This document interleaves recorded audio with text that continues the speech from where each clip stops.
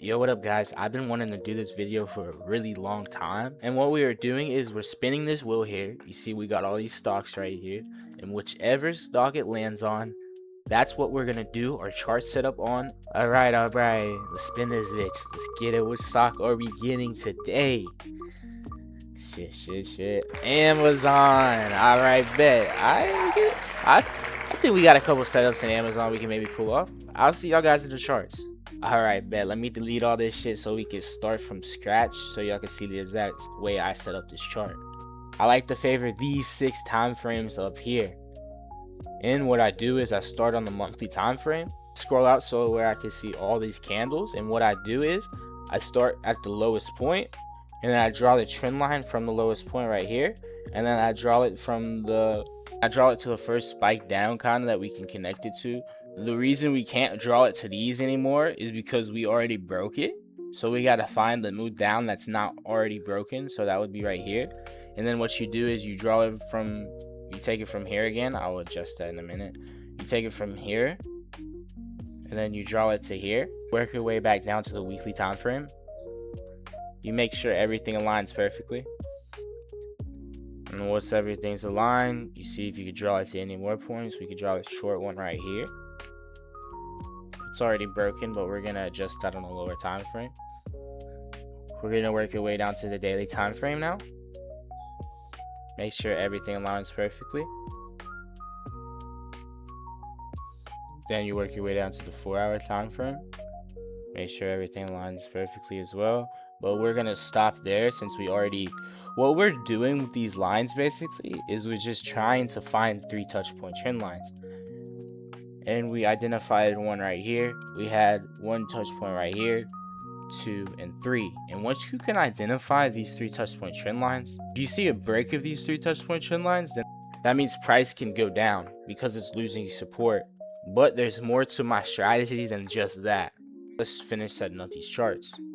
We really can't draw anything else. I will adjust that in a minute, but I'm going to talk about it in a second. And then you just do the same thing to the top side. Since you already know how to do this, I'll just do a little time lapse through this.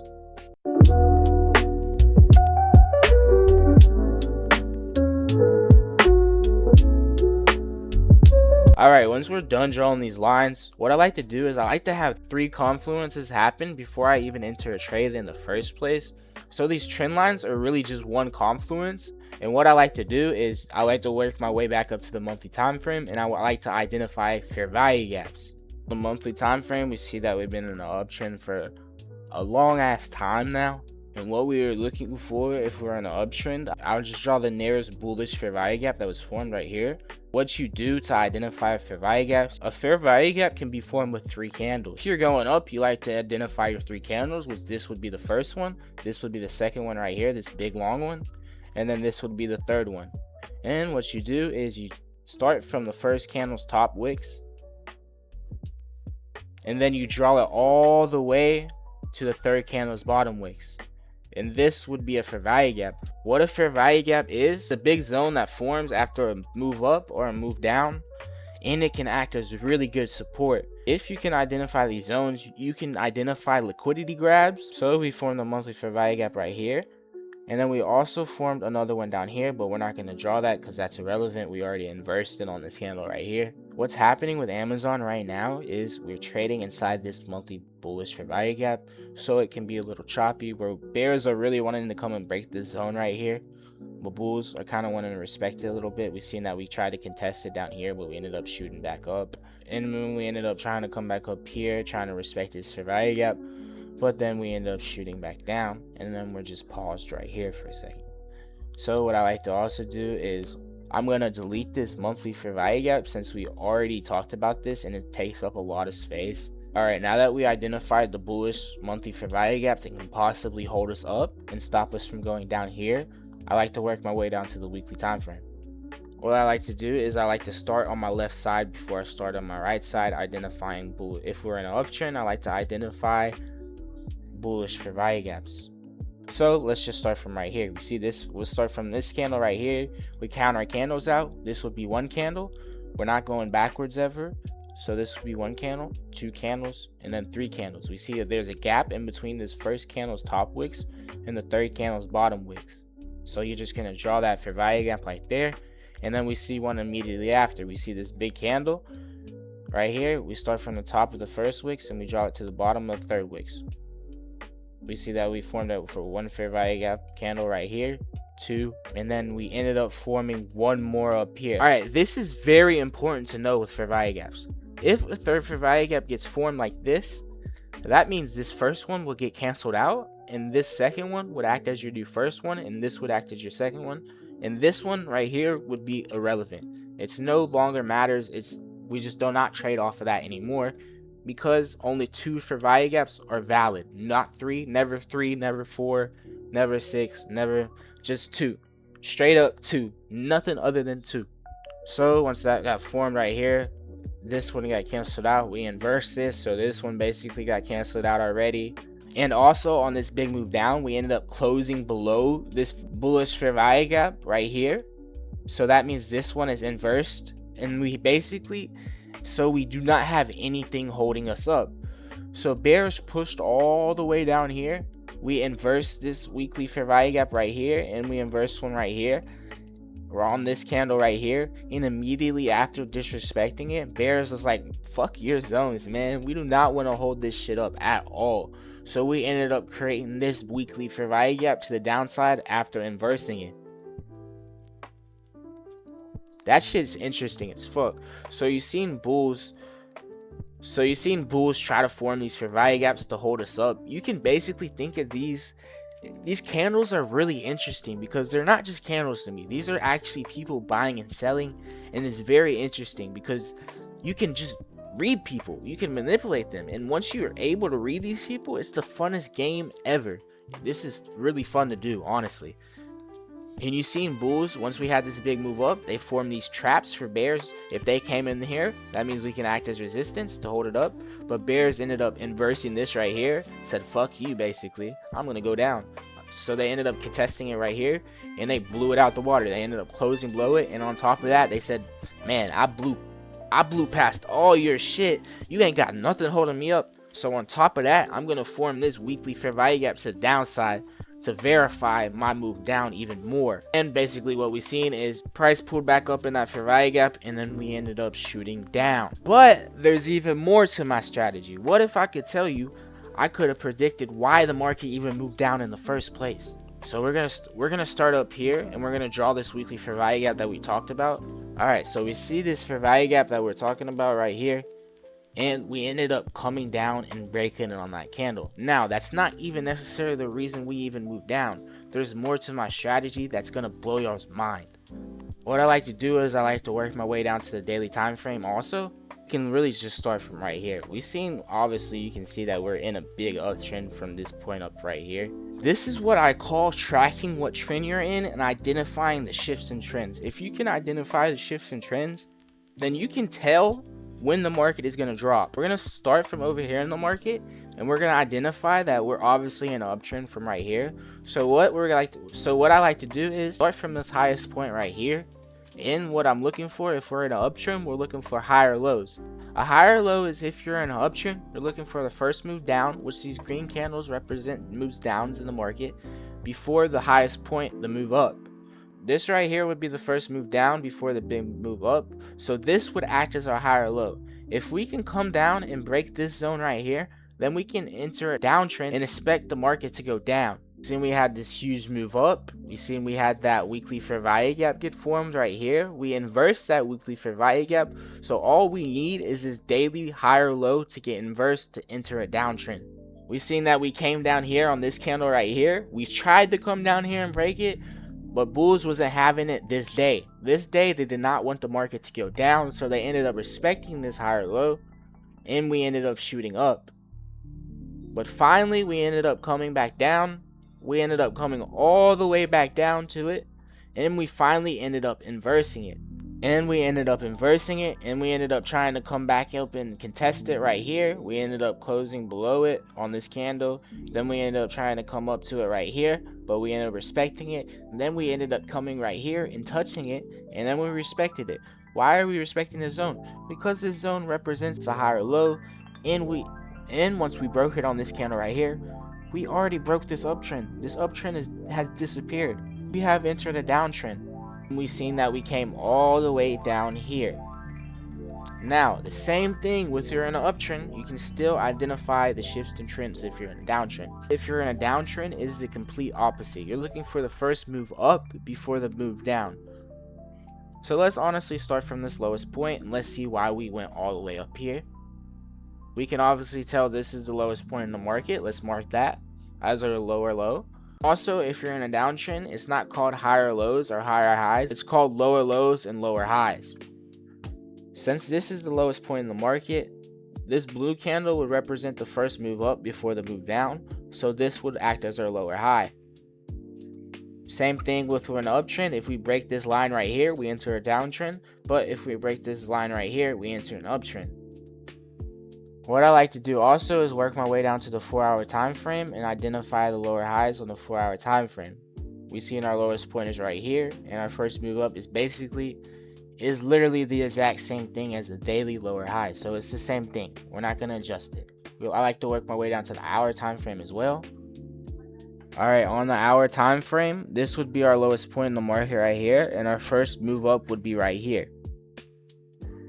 I'm going to show you guys exactly how y'all could have just made bank. Now, I haven't really been option trading for too long, but I'm getting into it and I'm using this exact strategy, and I'm going to become really wealthy. So on the hour time frame, this is our lower high. If we break this zone, we basically enter an uptrend on the hour time frame. And this is an example for a break of structure and then a fair value gap getting formed immediately after and then acting as support. We've seen this break of structure finally on this candle right here, and then immediately after this break of structure, we formed this 1-hour fair value gap. We formed this fair value gap immediately after breaking structures, like I said. Then we acted as this zone as support. We tried to come down on this candle and close. We almost closed below it, but we didn't end up having that closing candle. So this zone is still respected. On this candle right here, we ended up shooting up majorly. I'm going to enter trades like this in the future, and only because these trades right here are really good for risk management, because you're identifying a fair value gap, and once it breaks that fair value gap, that's your stop loss. Your stop loss is so tight, it's so close. I mean, so at the end of the day, it is a 50-50 because you're pressing buy or sell, right? Call or put, whatever you want to call it. But you could realistically make it a 70-20 by having your risk management really close so you don't lose a lot of money. So if fair value gap got formed right here, we ended up reacting off of this. But we're not just entering off of here. We're entering because on the weekly time frame, this is an example of a fair value gap acting as a magnet zone and then acting as support and then shooting the market back down. We're not just entering off of this hour lower high getting broke. We're entering because we have this magnet basically pulling us up to the market. We've seen that break, and then on the daily time frame, we identified our daily lower high. And then the 4-hour lower high is right there as well. And then here's another example. We've seen that the fair value gap got formed immediately after shifting trends, right? And we tried to break it right here on this candle. We tried to come up here and break it on this candle. We consolidated near it. And we finally seen it inverse on this candle. And here is the very cool part. Immediately after inversing it, we seen that we formed the 4-hour fair value gap. So boom, bulls shifted trends on all time frames, the 1 hour, 4 hour, the daily time frame, right? The daily time frame, because we had a break on this daily candle right here. And immediately after, we formed a fair value gap after inversing them lower highs to verify that bulls really want to see this go up. So we could have waited for the daily lower high to get broken, the 4-hour lower high to get broken, rather than the hour lower high. Or you could have caught this move all the way down here, predicting it was going to go to the weekly time frame for value gap. Or you could have just waited for the 4-hour break, 4-hour for value gap get formed. We ended up trying to come down here and break it, but we couldn't do it. We ended up shooting back up to the weekly fair value gap perfectly. And this isn't just a blind entry on this weekly fair value gap, right? Same thing how we identified this higher low down here and this lower high right here. We're doing the same thing. We're obviously in the uptrend, right, from breaking these lines right here. You're going to start on the 4-hour time frame, and then we're going to identify our higher low. Now first, identify what is our highest point. this would be this candle right here. And our first move down before this move up would be right here. So if we inverse this right here, we're entering a downtrend on the 4-hour time frame. And on top of that, we're in a bearish weekly fair value gap. On this candle right here, we tried to inverse it, but we couldn't inverse it. But we finally seen a break on this candle right here. And oh shit, a fair value gap got formed immediately after that break, verifying our break and verifying our shift in trend. And then we ended up coming back in it. We tried to break it, but we couldn't break it, so we ended up shooting down tremendously. Also on the daily time frame, we're going to find our higher low, which would be right here. This is another example of the higher low acting as support. We tried to come down and break it on this candle right here, but we couldn't break it. Tried to come down right here, we couldn't break it. We tried to come back right here, we couldn't break it. We tried to come back right here, and we couldn't break it. Like, damn, we're trying to break this line for a lot of days, but we're acting as major support. You can see how these lines are identifying these higher lows or lower highs can act as major support. We finally seen an inverse of that higher low, that 4-hour high low, reacting off of that 4-hour fair value gap right here. We had that break, and immediately after that break, we formed this daily fair value gap.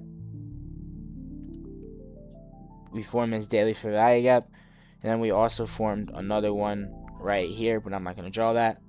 Formed another one right there. If we go on the 4-hour time frame, we formed 4-hour fair value gaps as well. We formed one right here, another one right here, but another one to the downside right here. So this one will get canceled out, and this one will act as our new first one. So after switching trends, we basically verified even more that we really want to go down. And on top of that, we have a trend line inside of here that can act as support, and it's a 2 touch point trend line. And 2 touch point trend lines kind of act as like a trampoline. So you can basically see price push above this trend line and then wicks above it and then shoot down. And then on top of that, we seen that this 3 touch point trend line on the daily time frame got inversed, so verifying that there's really nothing holding us up anymore besides this trend line down here at 208. So I mean, that's a hot take, Amazon going down all the way to 208 or 209. But seeing this trend line break, I mean, it's very much possible, you know. But I mean, it's very possible that it can go to 208. That's what I'm gonna look for next week. But I mean, we could still have this weekly fair value gap act as a magnet. So I mean, we just gotta, if bears really want the market to go down, we gotta hold these zones right here. These zones right here and this fair value gap right here. If bulls, let me go ahead and delete this too. If bulls want to see us go up, we got to inverse this daily fair value gap to downside, the 4-hour fair value gap to downside. We got to see us break this lower high. We got to break this lower high to the upside, shifting trends again. And we got to see inverse of this weekly fair value gap to possibly see us go up. So, I mean, yeah, that's what I'm going to looking for next week, really. And,